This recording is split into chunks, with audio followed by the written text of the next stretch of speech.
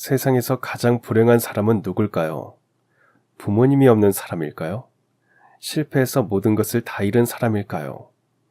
아니면 아무리 열심히 살아도 가난을 면치 못하는 사람일까요? 그것도 아니면 운도 없고 백도 없고 실력도 없는 사람일까요? 각자의 상황과 생각에 따라 불행의 정도도 다르고 불행하다는 것의 느낌도 다를 겁니다. 제 입장에서 생각해보면 전 세상에서 가장 불행한 사람이 바로 우리 엄마라고 생각합니다. 엄마는 미혼모였습니다. 미혼모라는 손가락질을 당하고 미혼모라는 이유로 죄인처럼 주눅들어서 살면서도 딸만큼은 손가락질 안 받게 하려고 온몸으로 세파와 풍파를 막아내셨어요. 엄마니깐 당연히 자식을 위해 모든 것을 걸지라고 쉽게 얘기하지 마세요. 부모라고 무조건 자식을 위해 모든 것을 걸 수는 없다고 생각합니다. 그럼 고아원에 애들을 버리는 부모도 없어야 하지 않나요? 애들을 때리고 심지어 제 자식을 죽이는 부모도 없어야 하지 않나요? 신은 모든 곳에 있을 수 없어서 엄마를 만드셨다고 하더군요. 그 정도로 아이들에게 엄마는 신과 같은 존재라는 뜻이겠죠. 그렇게 위대한 제 어머니는 오직 절 지키기 위해서 갖은 수모와 멸시 속에 꿋꿋하게 버티신 분입니다. 지금은 예전에 비해서 미혼모에 대한 인식이 많이 나아졌다고는 하지만 30여 년 전 그땐 미혼모라고 하면 집에서도 내놓은 자식이고 학교에서도 포기한 학생 정도로 생각했고 대부분 가출해서 남자들과 어울려 다니면서 품행이 단정하지 못하거나 함부로 인생을 막 살고 몸도 함부로 굴린 천하고 대먹지 못한 여자 정도로 생각했답니다. 그런 인식과 편견이 만연했던 시절에 미혼모로 살아야 했던 엄마의 인생은 안 봐도 그냥 비디오였어요. 사람마다 각자의 인생과 사연과 사정이 있는 법인데 왜 그런 말도 안 되는 편견들이 엄마를 괴롭혔는지 정말 억울하고 화가 나서 운 적도 참 많았습니다. 제가 가장 화가 나는 것은 아버지라는 존재였습니다. 엄마는 처음부터 아버지는 없다고 말씀하셨어요. 어쩌다 아버지에 대해 물어보면 못 들은 척 대답을 늘 회피하셨습니다. 정말 아버지가 누군지 엄마 자신도 모르는 건지 아니면 말할 가치조차 없는 사람인지 알 길이 없었으니 전 한 번도 본 적 없는 아버지를 매일 원망하며 자랐습니다. 미혼모라는 이유 때문에 엄마가 사람들로부터 비난을 받을 때 아버지라는 존재는 도대체 어디서 뭘 하고 있는 건지, 그런 자가 더 비난받고 욕을 먹어야 하는 건 아닌지, 왜 자식을 지키려고 한 엄마만 이런 부당하고 억울한 일을 당해야 하는 건지, 사람들에 대한 분노만큼 아버지에 대한 원망과 절망은 커져갔습니다. 어쩜 아버지에게 버림받았을지도 모른다는 생각이 들었고, 엄마와 저는 세상에 버려진 슬픈 영혼들 같아서 늘 불행한 느낌이 들었습니다. 그랬는데 전 대학을 졸업하고 대기업 비서실에 입사하고 난 뒤에야 알게 되었습니다. 우리 엄마는 사실 미혼모가 아니었다는 것을 말입니다. 아니, 결혼을 약속하거나 사랑했던 남자조차 없었습니다. 물론 함부로 몸을 굴리거나 사람들이 비난할 만한 그 어떤 일도 한 적이 없었어요. 그런 엄마가 스스로 미혼모의 인생을 선택했다면 믿을 수 있을까요? 왜 그런 고달픈 인생을 선택할 수밖에 없었는지, 그 기막히고 놀라운 진실을 얘기하려는 이 순간에도 저는 그저 눈물부터 납니다. 앞에서도 말했지만 엄마는 미혼모가 된 이유를 단 한 번도 말한 적이 없었습니다. 아버지에 대해서도 아버지의 가족에 대해서도 그 어떤 말도 하지 않았어요. 가끔 드라마 같은데 미혼모가 된 여주인공을 보면 부모가 반대하는 남자와 결혼하려 했지만 남자의 변심이나 갑작스런 죽음으로 혼자 남게 되고 엎친 데 덮친 격으로 그 여자가 뒤늦게 임신한 사실을 알게 되면서 스토리는 급반전하게 되죠. 이를테면 여자의 가족이나 남자의 부모가 나타나서 애를 떼라고 강요하면서 억지로 병원으로 끌고 가거나 남자의 엄마가 돈 봉투를 얼굴에 확 던지면서 협박을 하기도 하고요. 여주인공은 겨우 도망쳐서 아무도 모르는 곳에 가서 홀로 애를 낳고 미혼모가 되었다는 내용들이 드라마의 주요 흐름이었죠. 아마도 우리 엄마도 그와 비슷한 사연일 거라고 짐작만 했습니다. 가족들이 얼마나 반대하는 남자를 만났기에 외갓집과도 연락을 끊었을까 생각한 적도 있었습니다. 엄마가 한 번도 가족에 대해서 얘기하지 않는 걸 보면 아마 고아가 아닐까 혼자 생각도 했고요. 그런데 중학생이 되고 우연히 엄마 서랍장에서 앨범을 보게 되었을 때 깜짝 놀랐습니다. 그 속엔 엄마의 성장 과정과 가족들의 모습들을 찍은 사진들이 연도별로 잘 정리되어 있었어요. 엄마의 부모님, 그러니까 저에겐 외할아버지와 외할머니 되시는 분들과 언니의 졸업식인 듯 꽃다발을 든 언니와 오빠, 그리고 오빠의 손을 잡고 있는 엄마의 모습은 평범하고 단란한 가족 그 자체였습니다. 엄마는 어릴 때 모습이 하나도 변하지 않은 것 같았어요. 엄마, 이 앨범 속 사진 엄마 맞지? 엄마 어릴 때 모습하고 하나도 안 변했네? 그리고 여기 이 사람들은 가족들이지. 여긴 외할아버지, 여긴 외할머니. 아니, 넌 왜 엄마 서랍장을 함부로 뒤지고 그래? 뭐 좀 찾다가 앨범 봤어. 엄마야말로 왜 지금까지 가족 얘기를 안 해준 건데? 난 엄마가 고아라고 생각했잖아. 이렇게 멀쩡히 가족들이 있는데. 진짜 엄마 이상한 거 알아? 엄마 혹시 진짜 사고치고 나 낳은 거야? 그래서 할아버지랑 할머니에게 내쫓긴 거야? 아휴, 이게 못하는 소리가 없어. 아니 그럼 뭔데? 왜 말을 안 해주는데? 뭐 내가 엄청난 범죄자의 딸이라서 존재가 세상에 알려지면 안 되는 그런 건가? 엄마는 그 범죄자의 아내고. 에이그, 소설을 쓰고 있네. 아 그럼 뭐냐고, 이상하잖아. 이렇게 앨범 속에 가족들이 다 있는데 고아 행세나 하고. 가만, 그렇다면 아빠도 멀쩡히 있는데 없는 척 한 거 아냐? 아유 시끄럽다. 또 한 번만 쓸데없는 거 묻기만 해봐라. 다리 밑에서 주워왔으니까 다리 밑에다 확 갖다 버릴 거니까. 대답을 회피하는 엄마의 태도로 봐서는 분명 뭔가 있는 것 같은데 도대체 그게 뭔지 알 수가 없었고 의문만 커져갔습니다. 그러니까 엄마는 분명 가족이 있었음에도 불구하고 자발적으로 고아처럼 살았다는 말이 되는 겁니다. 이게 말이 되는 소린가요? 미혼모라서 그랬을까요? 저 때문에요. 하지만 전 엄마를 이해하기로 했습니다. 엄마에게도 제가 모르는, 아니, 딸인 저에게도 말할 수 없는 비밀이 있을 거라고 생각했습니다. 어쨌든 엄마에 대한 존경심과 사랑은 변함이 없으니까요. 세상의 비난을 받더라도 아이를 지키려 한 엄마가 숭고하고 훌륭하다고 생각했습니다. 물론 세상은 그렇게 호락호락하지 않았습니다. 제가 다 기억하지는 못하지만 아마 갓난아이를 안고 먹고 살기 위해서 아등바등했을 엄마의 세월은 그냥 상상만 해도 눈물 한 바가지였을 겁니다. 제가 엄마의 삶을 기억하는 것은 7살 이후부터였어요. 그전에는 너무 어려서 아주 단편적으로만 기억이 나곤 했습니다.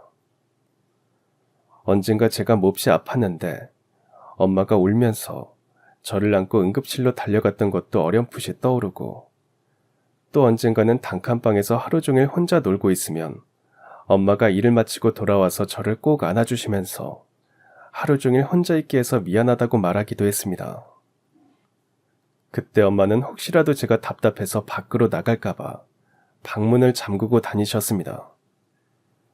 애를 그렇게 방에 가둔 채 돈을 벌러 나가야 했던 자신의 박복한 팔자가 한탄스러울만도 할 텐데 엄마는 단 한 번도 자신의 감정 따위는 중요하게 생각하지 않았어요. 오직 저와 잘 놀아주지 못하는 것에 가슴 아파하셨고 저를 방에 가둬두는 것을 정말 미안해하셨습니다.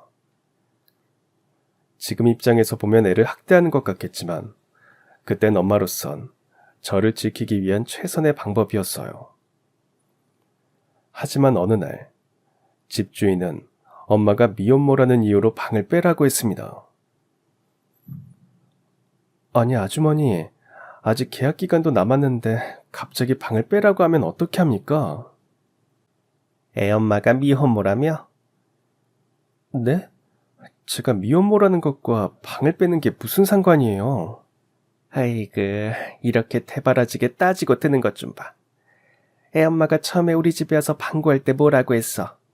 남편은 멀리 일 나갔다고 안 그랬어? 그런데 그게 아니라 미혼모라며. 제가 거짓말을 한 건 잘못했습니다. 여자 혼자 애 기른다고 하면 이상하게 생각하실까봐 그랬어요. 하지만 지금까지 월세 한 번 밀린 적도 없고 제가 나쁜 짓을 한 것도 아닌데 왜 방을 빼라고 하시는 건데요? 거짓말을 한 거부터가 나쁜 짓이지. 여자가 행실을 어떻게 하고 다녔기에. 아휴, 보아하니 집에서도 쫓겨났지? 그래서 아무도 모르는 곳에 왔고. 척이면 척이지. 여러 말 말고 그냥 방 빼. 괜히 애 엄마 때문에 우리 집만 욕먹게 하지 말고. 미혼모한테 방 줬다고 동네 사람들이 수근거리는 거 듣기 싫으니까 그리 알아. 그땐 그랬나 봐요. 미혼모하면 행실이 나쁜 여자. 그래서 주인은 애들 교육상 안 좋다는 이유로 무조건 방을 빼라고 호통을 쳤습니다. 전 엄마가 미혼모라는 것과 애들 교육이 도대체 무슨 상관인지 알 수가 없었어요. 주인 집에 내가 셋이 있었는데 제일 막내가 저와 같은 학년이었어요. 그런데 걔는 늘 코를 흘리고 다니고 공부도 못했습니다. 걔는 저하고도 안 친했어요. 엄마와는 마주친 적도 없었는데 무슨 공부상 나쁘다는 건지 도통 이해가 안 갔습니다. 그런데 조금씩 나이가 들고 학년이 올라가면서 저절로 알게 되었어요. 미혼모에 대한 세상의 편견과 시선을 말입니다. 하지만 엄마는 꿋꿋이 버텼고 사람들 보란 듯이 씩씩하게 살아냈습니다. 사람들이 손가락질하고 뒤에서 비난할수록 엄마는 저를 지켜낸 것에 오히려 감사했고 전 그런 엄마의 위대한 진심과 사랑에 늘 감사했습니다. 절대 엄마에게 상처 주지 말고 착한 딸이 되자고 스스로 수도 없이 다짐도 했어요. 그리고 어서 어른이 되어 엄마에게 방패가 되드리자고 스스로를 다그치고 격려하면서 자랐습니다. 엄마는 외모적으로는 좀 차갑고 냉정해 보이는 인상이지만 속마음은 용광로보다 더 뜨겁게 사랑할 줄 아는 사람이었고 늘 긍정적으로 생각하면서 책임감 있게 자신의 할 일을 끝까지 해내는 야무진 사람이었습니다.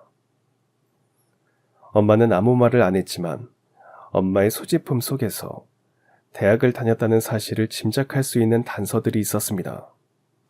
국문학 이론, 고전문학 해설, 대학 교양국사, 뭐 이런 책들도 있었고 성적표는 전부 A였습니다. 그런 것으로 보아 엄마는 대학을 다니다가 저를 임신한 뒤에 그만둔 게 아닌가 그런 생각도 했어요. 그렇게 엄마의 모든 인생을 다 버리고 오직 저를 위해서 모든 것을 다 걸어버린 그 엄마를 위해서 저는 제가 할 수 있는 모든 것을 다 하리라 생각했습니다. 매일 더 열심히 공부했고 매일 더 열심히 엄마를 위해서 착한 딸이 되게 해달라고 기도했어요. 제가 꼭 성공해서 엄마를 비웃고 조롱한 모든 세상에 복수하겠다고 각오도 다지면서 오직 그날까지 앞만 보고 달리자고 수도 없이 저를 담금질했습니다. 물론 엄마는 자신이 못다한 대학 공부를 저에게 어떻게든 시키기 위해서 더 가열차게 살아냈습니다. 전단지 돌리기, 청소하기, 시장에서 야채 다듬기, 배달하기, 식당 설거지하기, 공장 일하기, 김밥 팔기, 포장마차, 커피 리어카, 붕어빵 장사, 출퇴근 가정부 등등. 엄마가 저와 살기 위해서 했던 모든 일들은 다 나열하기조차 힘들 정도로 많았습니다. 그렇게 악착같이 살아낸 엄마는 제가 대학에 들어갈 무렵에 드디어 작은 김밥집을 열었어요. 워낙 김밥을 잘 만들었고 엄마 김밥을 한번 먹어본 사람은 그 맛을 잊지 못하고 김밥을 더 만들어서 팔라고 권했습니다. 사실 김밥 안에 특별히 들어가는 것은 없이 평범한데도 희한하게 엄마 김밥은 먹기만 해도 입에서 살살 녹았습니다. 엄마가 이렇게 김밥을 잘 만들게 된 것도 다 저 때문이었어요. 반찬은 없고 딸에게 밥은 먹여야 했던 엄마는 어느 날 집에 있던 김을 펼치고 밥에 양념을 해서 돌돌 말아 싸주었는데 너무 맛있다고 제가 발을 구르며 좋아했답니다. 반찬도 없이 그저 밥에 김 하나 말아준 것에 딸이 기특하게도 좋아해주니 엄마는 눈물도 났고 어린 것이 엄마 기분 좋으라고 그런다는 생각하면서도 김밥밖에 줄 수 없는 그 현실에 한탄하지 않고 결국 모든 사람들이 감탄하는 김밥을 만들어냈던 겁니다. 맨밥에 김을 말던 엄마는 가끔 신김치를 얻어와서 깨끗하게 씻고 살짝 볶아서 김밥에 말아주기도 했고 월급날이면 계란, 시금치, 어묵을 사와서 제대로 김밥처럼 만들어주기도 했습니다. 그날그날 있는 재료로 매일 김밥을 만들다 보니 어느새 김밥의 달인이 돼버린 우리 엄마. 남들은 엄마 김밥에 감탄하지만 전 그 김밥 속에 담긴 엄마의 눈물과 이것밖에 해주지 못해 늘 미안해하던 엄마의 아픔을 먹고 자랐습니다. 누구는 어려서 너무 김밥만 먹어서 이제 신물이 나지 않냐고 묻겠지만 아니요.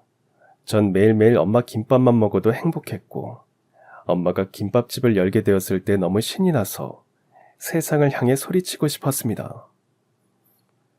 세상 사람들, 우리 엄마가 미혼모라고 손가락질했던 당신들 잘 봐요. 우리 엄마 김옥분 여사가 드디어 해냈어요. 드디어 김밥집 사장님이 되셨다고요. 산 정상에 올라가서 마이크를 대고 정말 그렇게 큰 소리로 모두에게 다 말하고 싶을 만큼 세상을 향해 소소하게 복수를 한 우리 엄마가 너무 자랑스러웠습니다. 그리고 우연히 엄마 김밥을 먹어본 외국 관광객이 자기 나라로 돌아가 소개를 하면서 외국에서도 엄마 김밥이 소문이 나기 시작했고 한국에 온 외국인들이 꼭 우리 엄마 김밥을 먹으러 올 정도로 유명해지기도 했습니다. 언젠가는 외국 기자가 엄마표 김밥을 취재하러 오기도 했는데 엄마가 인터뷰하면 제가 옆에서 통역을 해주었어요. 그때 엄마는 너무 감격스러워 울기도 했는데 저도 엄마를 끌어안고 우는 모습이 외국에 소개되기도 했답니다. 전 결국 인간 승리를 해낸 엄마를 더욱 사랑하고 존경하면서 대학생활도 열심히 했고 4년 내내 장학금을 받으면서 다녔습니다. 미팅 한 번 안 했고 엽론 한 번 안 팔면서 오직 공부에만 집중했어요. 몇 번 저에게 관심을 보이면서 따라다니는 남학생들이 있었지만 단호하게 선을 그었습니다. 그때 제 목표는 오직 성공해서 우리 엄마 한을 풀어주는 것이었으니까요. 그것 외엔 제 안중에 없었습니다. 진이야, 공부도 좋지만 너 한창 예쁠 땐데 좀 꾸미고 다녀라. 너 좋다는 그 경영학과 선배, 그 사람 김밥집에 와서 김밥 먹고 가고 그럴 때 보니까 괜찮던데 왜 그러니? 엄마가 슬쩍 물어보니까 집안도 괜찮은 것 같고 그냥 한번 만나봐. 모든 건 다 때가 있는 거야. 엄마, 그 선배한테 잘해주지 마. 난 남자한테 관심 없어. 졸업하자마자 취직해서 엄마 호강시켜주는 게 내 목표야. 그러니까 엄마도 내 목표에 이러쿵저러쿵 간섭 말아요. 아니, 내가 언제 호강시켜달래? 엄만 지금도 충분히 좋아. 장사도 잘 되고 너도 공부 잘하고 착하고 여기서 뭘 더 바래. 괜히 나중에 그때 왜 그 선배 잡으라고 안 했냐고 울지 말고 그냥 엄마 말 들어. 공부도 때가 있지만 사랑도 때가 있는 거야. 너 혹시 엄마 때문에 그래? 엄마가 미혼모라서 남자 집에서 싫어할까 봐. 엄마, 난 엄마가 미혼모라서 더 좋아하고 존경해. 우리 엄마가 미혼모라서 싫어하는 사람 나도 싫어. 다시는 그런 말 하지 마. 나 진짜 화낸다. 하지만 엄마니까 그런 걱정도 하겠죠. 자식을 위해서 인생을 다 바쳤지만 혹시 자신 때문에 자식 인생을 망치는 건 아닌가 노심초사하는 게 엄마라는 사람들이죠. 하지만 전 이제부터 엄마 인생을 제대로 보상해줄 생각이었고 졸업 후 당당히 대기업 비서실에 합격을 했습니다. 합격 발표하던 날 엄마는 저보다 더 긴장해서 아침밥 먹은 걸 토해내고 난리도 아니었어요. 전화로 합격을 확인했는데 엄마는 듣고 또 듣고 들으면서 이제 드디어 고생 끝이라며 얼마나 우시든지. 사실 그때 경기가 불황이라 기업들마다 신규 채용을 줄이거나 아예 채용을 하지 않는 회사가 많았습니다. 대기업들도 상반기와 하반기 나누어서 뽑던 것을 하반기 한 번만 뽑기도 했어요. 아예 경력직만 뽑는 회사도 있었습니다. 경쟁률도 다른 해보다 2배 이상 치열했기 때문에 저도 합격할 거라는 예상을 쉽게 하진 못했어요. 그런데 당당히 한 번만에 합격을 했으니 저 자신도 참 뿌듯했고 너무 좋아서 오시는 엄마를 꼭 안아드리는 그 순간에 그동안 우리가 고생했던 모든 일들이 주마등처럼 지나가면서 참 기분이 묘했습니다. 그랬는데 첫 출근 날 비서실 선배에게 이것저것 업무 사항을 전달받고 오늘 사장님 일정을 체크하고 있는데 우연히 부사장님이 저를 보시더니 놀란 표정을 지으시는 겁니다. 사실 저를 보고 놀란 표정이나 의아한 반응을 보인 사람은 꽤 있었어요. 일단 비서실장님도 그런 반응이었고 사장님도 출근하실 때 처음 인사를 드렸더니 잠시 헉하는 표정이 되시는 겁니다. 제가 다들 왜 그러냐고 비서실 선배에게 물었더니 그냥 웃기만 했어요. 그런데 부사장님이 대놓고 저에게 그렇게 말하는 겁니다. 저기 미스 김진이라고 했나? 김진희 씨, 혹시 회장님하고 무슨 사이 아니에요? 아니 뭐 친척이라든가 아니면 숨겨둔 딸이라든가. 네? 전 회장님을 한 번도 뵌 적도 없고 아무 사이도 아닌데요? 그래요? 거참 희한하네. 회장님하고 닮아도 너무 닮았는데 아휴 이상하네. 부사장은 고개를 갸웃거리며 갔고 비서실 선배는 제가 회장님과 많이 닮긴 했다고 했습니다. 회장님은 회사 창립자로 지금은 연세가 많으셔서 특별한 일이 아니면 출근하시지 않는다고 했습니다. 제가 모시는 사장님은 회장님의 아들이나 친척이 아닌 전문 경영인이었어요. 보통 대기업에서는 아들이나 딸들이 이세 경영을 하기 마련인데 회장님은 능력이 있는 사람에게 회사를 맡긴다는 신념을 가지고 계셨답니다. 제가 회장님과 닮았다고 하니까 문득 거울 속에 저를 유심히 쳐다봤습니다. 가끔 지구 반대편에서 살면서 한 번도 만난 적이 없는 생판 남인 사람 둘이 쌍둥이처럼 닮아서 화제가 되는 경우도 있죠. 그런 걸 도플갱어라고 하고요. 저와 회장님도 일종의 그런 느낌일 거라고 막연하게 생각했습니다. 어쨌든 세상엔 닮은 사람도 많고 연예인 닮은 꼴도 많으니까 뭐 그렇겠지 생각하고 지나갔어요. 제가 대기업에 출근하고 일주일이 되던 날이었습니다. 한 달에 2번 정도 회장님이 출근하시는 날이었어요. 비서실은 초긴장 상태에 들어갔는데 사장님 비서실에서 회장님 비서 업무도 같이 담당했기 때문에 아침부터 회장님 맞을 준비로 부산스러웠습니다. 드디어 회장님이 들어오셨는데 전 90도로 인사를 했습니다. 그 순간 저를 유심히 보시던 회장님도 회장님 얼굴을 본 저도 서로 깜짝 놀라고 말았습니다. 닮아도 너무 닮아서 거울을 보는 것 같이 소름이 쫙 끼치는 겁니다. 직원들도 서로 저와 회장님 얼굴을 번갈아 헐깃거리면서 수근거렸어요. 비서실 선배는 진짜 회장님과 아무 사이도 아닌 거냐고 계속 물었고, 부사장님까지 와서 이렇게 닮았는데도 완전 남이라면 이건 세상에 이런 일이 나올 얘기라고 어찌나 정신사납게 하든지 정말 짜증이 다 날 정도였습니다. 그리고 그날 회장님은 저를 조용히 부르셨습니다. 이름이 김진이라고 했지.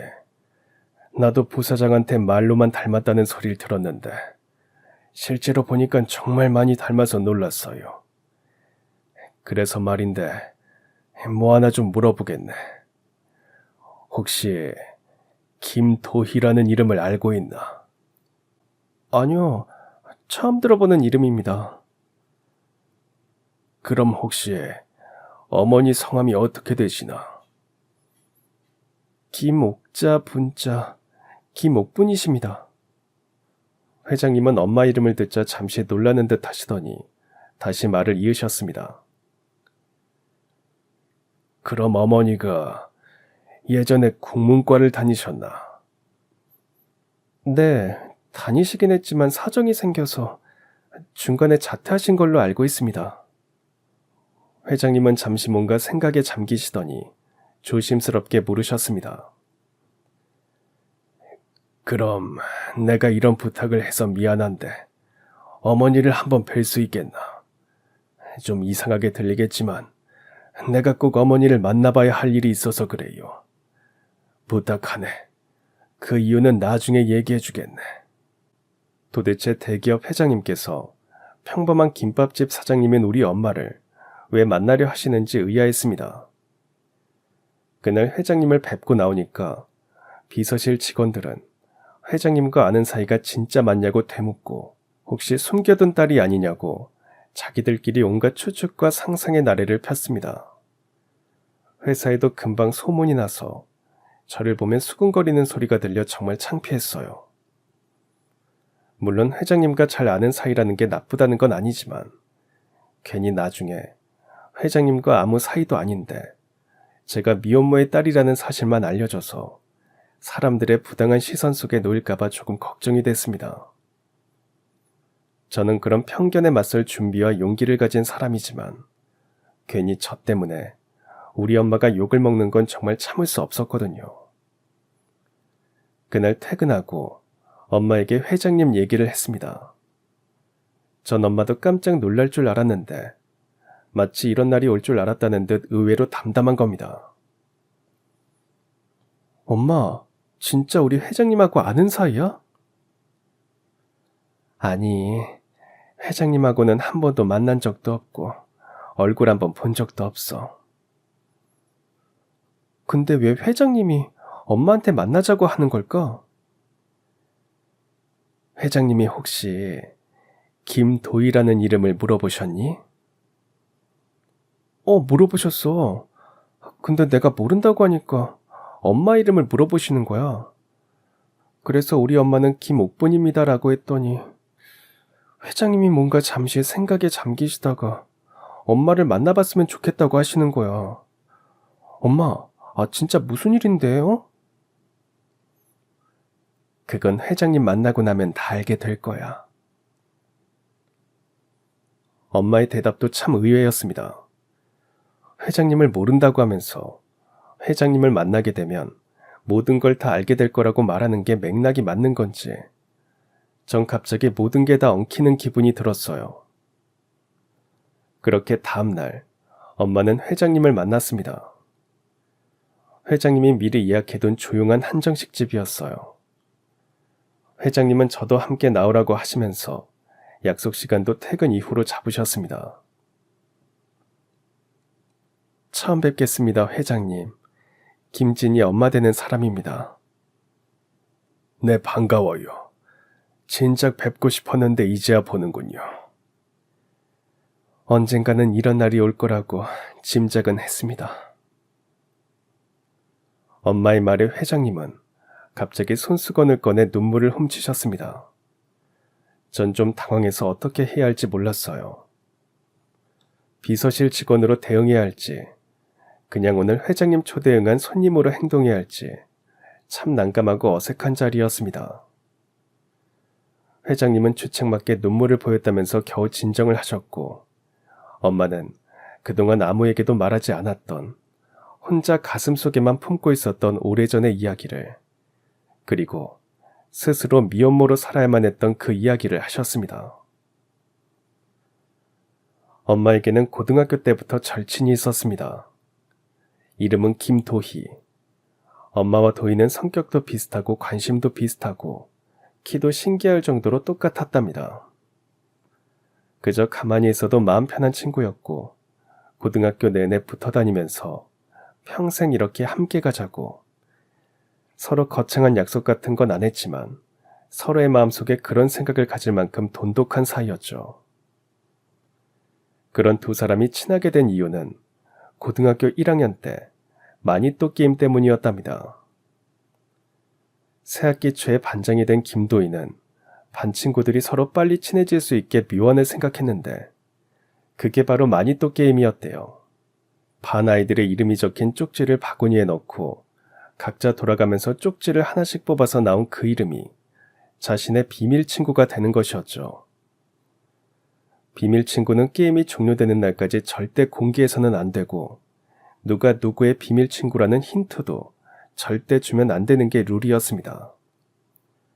만약 자신의 마니또에게 선물을 주고 싶으면 가장 은밀하고 남몰래 주어야 했고 혹여 상대방이 눈치를 채면 두 사람 간의 마니또 게임은 바로 종료가 되는 것이었죠. 그런데 운명처럼 엄마의 마니또는 김도희였고 김도희의 마니또는 엄마였던 겁니다. 물론 마니또가 공개되기 전까지는 서로가 서로의 마니또라는 사실은 몰랐답니다. 엄마는 매일 자신이 읽었던 책 속에 좋은 구절을 적어 코팅해서 도희의 사물함에 넣어두기도 하고 도희는 엄마가 좋아하는 바나나를 몰래 사물함에 넣어두기도 했대요. 지금이야 바나나가 흔한 과일이었지만 그땐 바나나가 제법 비쌌다고 합니다. 부잣집에서나 겨우 먹을 수 있던 과일이었대요. 엄마는 바나나를 들고 도대체 내 마니또는 누굴까 혼자 상상하면서 행복한 나날을 보냈죠. 두 사람의 생일이 일주일 상간이었는데 각자 작은 선물을 주고받으면서 한껏 설레었답니다. 그렇게 2개월이 지나고 마니또 게임이 끝난 뒤 드디어 비밀 친구를 공개했을 때 엄마와 도희는 서로가 서로의 비밀 친구였다는 사실에 더욱 신기했고 운명을 느꼈대요. 그래서 둘은 그때부터 정말 운명 같은 친구가 되기로 했죠. 도희는 부모님이 불의의 사고로 동시에 돌아가시고 난 뒤 부모님이 받은 사망보험금을 친할머니가 관리해 주시면서 성인이 될 때까지 같이 살고 있었답니다. 부모님이 돌아가신 것 외엔 원래 평범한 중산층 가정에서 태어나 자란 탓에 환경적으로 크게 어려움은 없었대요. 그에 비하면 엄마의 집안은 형편이 넉넉한 건 아니었지만 부모님과 언니, 오빠와 함께 다복하게 살고 있었답니다. 고등학교 내내 붙어 다니면서 도희가 어려워하는 수학은 엄마가 가르쳐주고 엄마가 어려워하는 영어는 도희가 가르쳐주면서 열심히 공부했고 결국 같은 대학 같은 과에 나란히 합격도 했죠. 그때 도희는 부모님의 사망보험금에서 엄마의 대학 등록금을 보태주었답니다. 엄마는 안 받겠다고 했대요. 도희야, 네 마음은 알겠는데 이 돈은 네 부모님 목숨값이잖아. 아무렇게나 쓰지 말고 아껴. 난 어떻게든 부모님이 마련해 보신다고 했어. 김옥분, 세상에서 가장 사랑하는 내 친구에게 고작 돈으로 돕는 건 아무것도 아니야. 그건 세상에서 가장 쉬운 방법일 뿐이야. 난 오히려 이것밖에 해줄 수 없어서 속상한데? 그러니까 나 더 부끄럽게 하지 말고 그냥 받아줘. 그리고 나도 공짜로 주는 거 아니다. 네 말 맞다나 우리 부모님 목숨값인데 함부로 쓰면 되겠냐? 나중에 너 성공하면 이자까지 다 쳐서 받을 거야. 그러니까 그냥 받아. 네가 그렇게까지 말하는데 받을게. 그리고 꼭 성공해서 갚을게. 정말 고마워. 두 사람의 우정은 대학에 가서도 변함이 없었습니다. 둘 다 국문과였는데 책 읽는 것을 좋아해서 같은 과를 지원했지만 그렇다고 글을 아주 잘 쓴다거나 글쓰기를 좋아하지는 않았대요. 그래도 나름 대학의 낭만과 청춘의 꽃다운 시절을 만끽하면서 함께 자취를 했고 동아리 활동도 같이 했고 함께 도서관에서 공부를 하다 집으로 돌아오는 그 모든 순간들이 엄마와 도희에겐 행복했답니다. 그러던 어느 날 도희는 동아리 선배와 사랑에 빠졌습니다.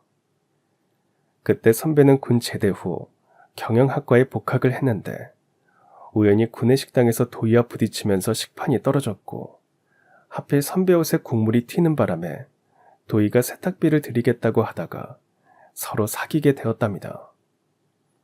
옥분아, 운명 같은 사랑이라는 말 있잖아. 난 그런 게 정말 있을까 생각했는데 정말 운명 같았어. 그 선배를 처음 본 순간부터 심장이 뛰고 얼굴이 발그레지는데 몰라. 엄마는 도희에게 사랑하는 사람이 생긴 것을 축하하면서도 왠지 서운한 마음이 들었답니다. 꼭 도희를 그 선배에게 뺏긴 것 같았죠. 그래도 선배는 평판도 나쁘지 않았고 좋은 사람인 것 같았답니다. 하지만 어느 날부턴가 도희가 밥도 잘 못 먹고 계속 헛구역질을 해서 이상하다 생각했는데 임신한 사실을 알게 되었어요. 물론 선배의 아이였죠. 처음엔 선배도 기뻐하면서 자신이 모든 것을 다 책임지겠다고 약속을 했답니다. 그런데 갑자기 선배 어머니가 나타나서는 당장 애를 지우라고 난리를 쳤대요. 너 우리 수연이 앞길 망치기로 작정을 한 거니? 너 의도가 뭐야? 너 우리 집안이 어떤 집안인 줄 다 알고 이러는 거지? 남자 한번 잘 물어서 팔자 고쳐보겠다는 계획이지? 전 절대 그런 생각 해본 적 없습니다. 그래? 그럼 당장 애 지우면 되겠네. 지금 당장 나랑 같이 병원 가자. 그럴 수 없어요. 선배가 저도 애도 다 책임진다고 했어요. 뭐? 책임? 이게 정말 말로 안 되겠네. 너 부모님도 다 돌아가시고 할머니 손에서 자랐다며? 그러니 뭘 보고 배웠겠냐? 저를 욕하시는 건 참겠지만 우리 부모님이나 할머니를 욕하시는 건 저도 참을 수 없어요. 뭐? 네가 안 참으면 어쩔 건데, 선배 어머니가 도희에게 온갖 모욕을 다 주었다는 소리를 들은 엄마는 당장 선배를 찾아가서 어떻게 책임질 거냐고 따졌답니다. 선배는 얼버무리면서 방법을 찾는 중이라는 말만 했대요. 하지만 선배는 곧 학교를 그만두고 유학을 떠났습니다. 그 소식을 들은 도희는 무너졌고 엄마는 그 비열한 자식 때문에 혹시 도희가 나쁜 마음이라도 먹을까봐 불안해하면서 그 옆을 지켰답니다. 다행히 도희는 마음을 다잡았고 아이를 낳기로 했대요. 학교도 그만두고 부모님 사망보험금으로 버티면서 10달을 보냈죠.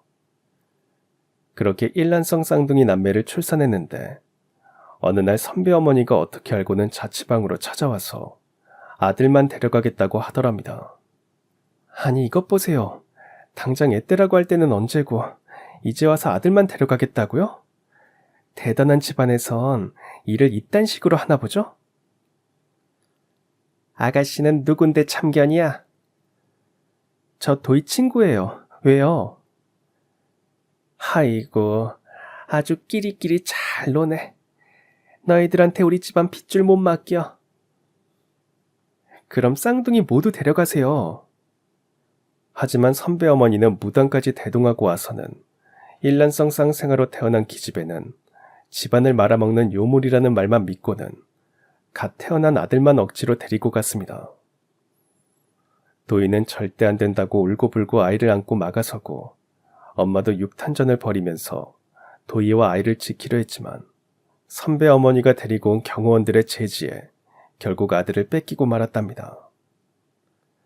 도희는 산후조리도 제대로 못한 채 맨날 며칠 선배 집에 찾아가서 제발 아들을 달라고 애원했지만 쫓겨났습니다. 엄마도 찾아가서 동네 떠나갈 때 소리를 질렀대요.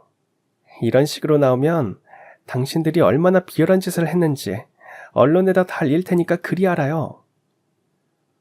언론에 알리겠다고 했더니 그제야 선배 엄마가 찾아와서는 돈 봉투를 던지고 갔습니다. 그 정도 돈이면 너 새 출발하고도 남을 거야. 다시는 우리 집 근처에도 얼씬거리지 말어. 서로 남인 거야.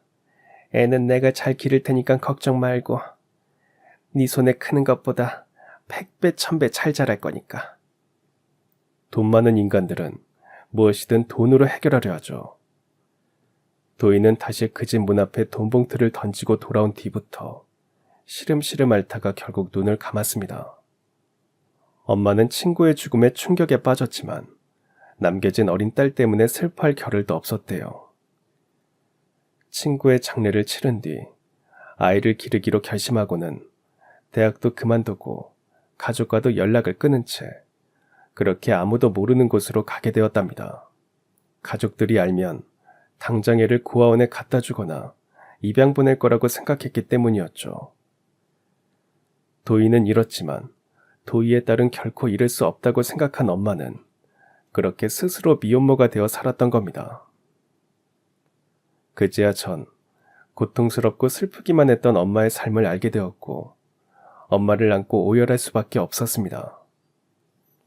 아무리 친구의 딸이라고 해도 세상에 누가 이렇게까지 자신을 희생하면서 살아낼 수 있을까요? 엄마의 말을 조용히 듣고 있던 회장님도 주체할 수 없이 눈물을 흘리셨습니다. 진이 어머님의 얘기를 들으니 정말 제가 부끄러워서 얼굴을 들 수가 없습니다. 회장님은 아들에게 여자가 있었다는 사실을 훗날 알았다고 했습니다. 그때 미국 현지 법인 설립으로 항상 바쁠 때였고 아들이 곧 미국 유학을 온 뒤에는 잠시 미국에서 함께 살기도 했지만 전혀 여자에 대해서는 말이 없었답니다. 그리고 회장님은 귀국을 했는데 얼마 뒤 미국에 남아서 유학 생활을 하던 아들이 괴한의 총격에 사망하는 일이 벌어졌답니다. 당시 미국 교포 사회에서도 그 사건이 이슈가 되었대요.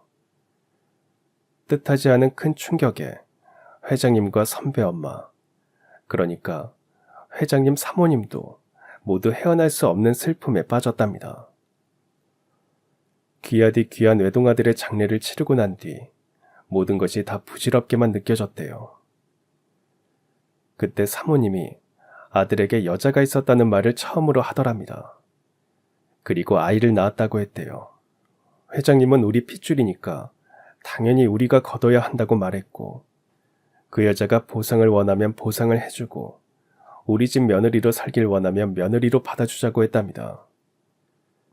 그런데 며칠 뒤 사모님이 갓난아이를 안고 와서는 여자가 돈을 요구해서 돈을 주었다고 했답니다. 전 그때 아내 말을 그냥 믿었어요. 아들도 죽고 없는 마당에 며느리를 맞는다는 것도 남들이 볼 때는 이상할 수도 있었고 그냥 손주 녀석이라도 우리 곁에 남게 되어서 감사한 마음이었고 잘 기르자고 생각했어요. 회장님과 사모님은 아들을 잃은 슬픔을 손주를 보면서 달랬고 위로받았답니다. 손주는 건강하게 무럭무럭 잘 자랐고 공부도 잘했고 가끔 부모가 그리울 만도 한데 무슨 사정이 있을 거라고 생각한 건지 묻지도 않고 할아버지 할머니의 희망이자 기쁨이 되어주었답니다. 하지만 손주가 15살 여름방학 때 친구들과 여행을 갔다가 사고로 그만 사망을 하고 말았대요. 정말 하늘이 무너지는 것 같았어요. 아들에 이어 손주까지. 그 일로 아내는 충격을 이기지 못하고 쓰러져서 반신불수가 되었죠.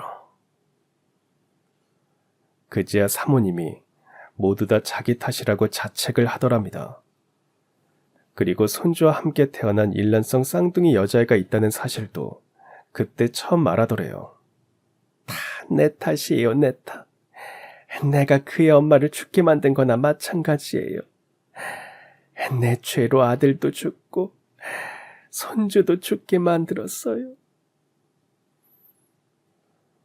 회장님은 아들에게 사랑하는 여자가 있었고 사모님이 그 여자를 떼어내기 위해서 아들을 서둘러 미국으로 유학을 보냈다는 것과 그 이후 여자가 일란성 쌍둥이 남매를 출산했다는 사실을 드디어 알게 되었습니다. 손주를 데리고 올 때는 여자가 돈만 원했다고 해서 그런 줄 알았는데 그게 아니었던 거죠. 쌍생아 여자애는 집안을 말아먹는다는 무당의 말만 믿고 어리석은 짓을 했다고 사모님은 식음을 전폐했답니다. 아이를 낳은 산모와 손녀를 무인정하게 외면한 걸 후회하고 자책하다가 결국 지병이 심해지면서 얼마 못 가서 눈을 감고 말았고요. 회장님은 사모님이 알려준 대로 여자의 이름과 절친엄마 이름을 알았고 당장 친모인 김도희를 찾아 나섰지만 세월이 너무 흐른 탓에 찾는 게 쉽지 않았답니다. 하지만 곧 친모가 사망한 사실을 알게 되었죠. 혹시나 하는 마음으로 김옥분 씨를 찾아다녔어요. 절친이었으니까 아이의 행방을 알 수 있을 거라고 생각했어요. 하지만 엄마를 찾는 것도 쉽지 않았답니다. 이름만 알고 있었지 연락처나 주소를 아는 것도 아니었으니 서울에서 김 사장 찾기나 마찬가지였던 거죠. 그때 엄마는 아무도 찾을 수 없는 지방으로 이사를 갔고 홀로 저를 키우셨으니까 제 아무리 대기업 회장님이라고 해도 찾기 힘드셨을 거라는 생각이 들었습니다. 결국 찾기를 포기한 회장님은 그저 어디서라도 손녀가 잘 있기를 늘 기도하면서 고아원이나 보육시설, 소년소녀 가정들을 후원해 왔답니다. 뒤늦게 그런 호의를 베푼다고 해서 생모와 어디에 있는지도 모르는 손녀에 대한 미안함이 없어지는 건 아니지만 그래도 용서를 비는 마음으로 그렇게 살았답니다. 그 간절함을 신이 들어주셨나 봐요. 이렇게 손녀를 만나다니 정말 믿기지 않아요. 이번 신입사원 중에 회장님을 너무 쏙 빼닮은 비서가 들어왔다는 소식에 처음에는 그러려니 했답니다. 그런데 부사장이 직접 찍은 사진을 보내주었는데 그걸 보고 깜짝 놀랐다고 했어요. 혹시 손녀가 아닐까 하는 기대를 했는데 정말 신이 기도를 들어주셨다고 울먹이셨고 회장님은 다 자신의 잘못이라며 엄마 앞에 무릎을 꿇고 용서를 비셨습니다. 회장님 왜 이러세요? 어서 일어나세요. 진이야 뭐하니? 어서 회장님 부축해드리지 않고. 저는 회장님을 부축해서 자리에 앉혀드렸어요. 너무 미안하고 고마워서 내가 뭘 어떻게 해야 김옥분 씨 그 험난했던 인생을 다 보상해 드릴 수 있을지 모르겠네요. 회장님 잘못이 아니잖아요. 그리고 전 우리 진이 엄마입니다. 회장님께 감사 인사 받을 이유는 없습니다. 그래도 친손녀 찾으셨으니 한번 안아주세요. 자라면서 내내 의지할 만한 친척도 가족도 없어서 외롭고 쓸쓸하게 자랐답니다.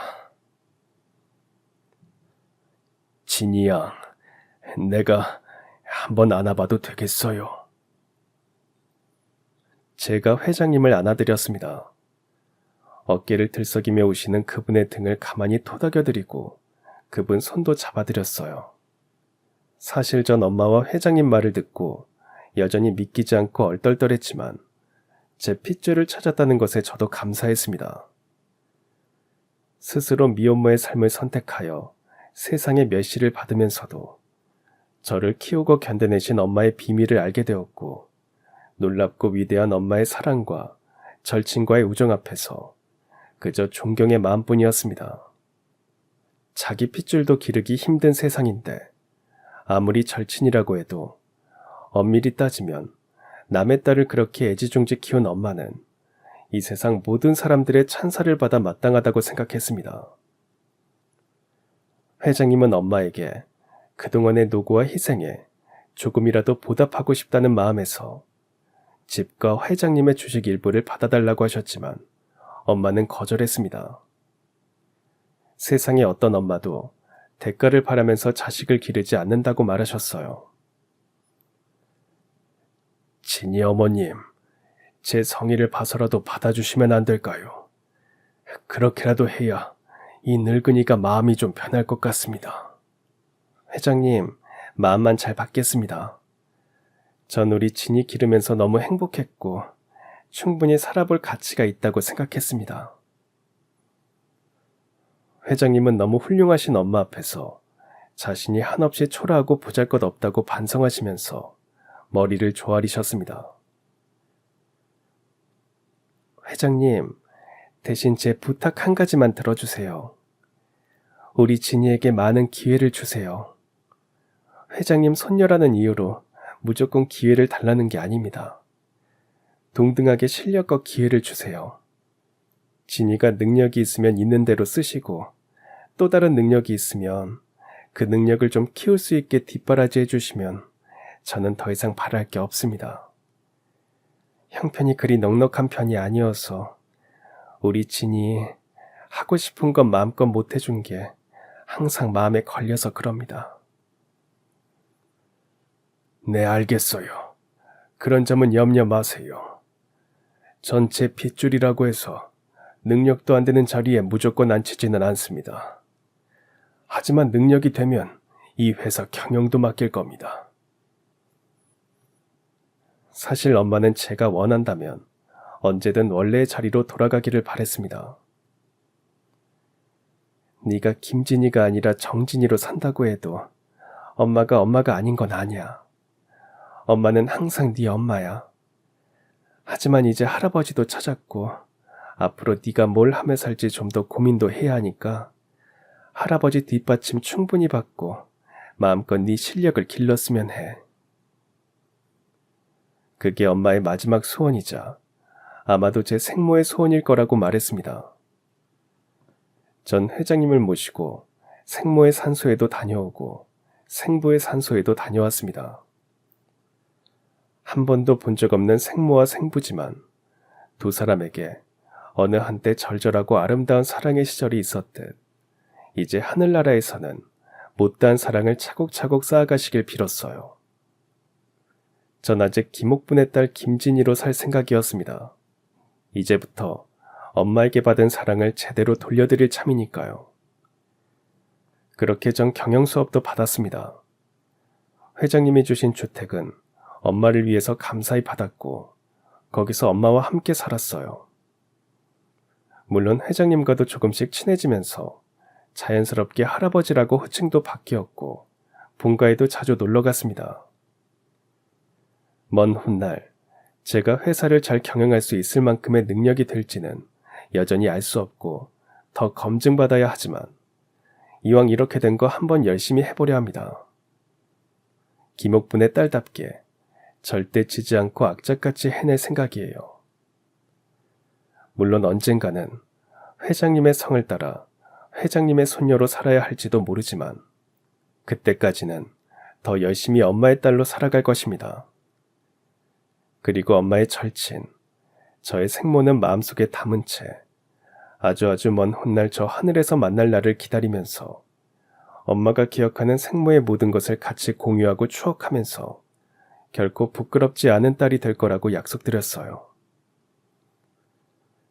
곧 엄마 생신이 다가옵니다. 이번에는 뭔가 의미 있는 이벤트를 좀 해보고 싶어서 고민하다가 할아버지를 모시고 셋이서 여행이나 갈까 합니다. 모처럼 엄마 김밥 도시락 싸서 신나게 달려볼까 해요. 아마 할아버지는 엄마 김밥 하나만 먹어도 감탄 연발을 하실 겁니다. 엄마가 해주시는 모든 게 다 맛있다고 칭찬 일색이시거든요. 엄마도 행복해하고 할아버지도 좋아하셔서 저도 무척 기쁩니다. 그리고 이 세상 모든 엄마들을 응원하고 지지하며 자식을 위해 모든 것을 거는 그녀들의 인생과 행복을 위해 아낌없는 박수를 보냅니다. 그럼 지금까지 사연 들어주셔서 감사합니다. 사연이 재밌으셨다면 구독과 좋아요 부탁드려요. 감사합니다. 안녕히 계세요.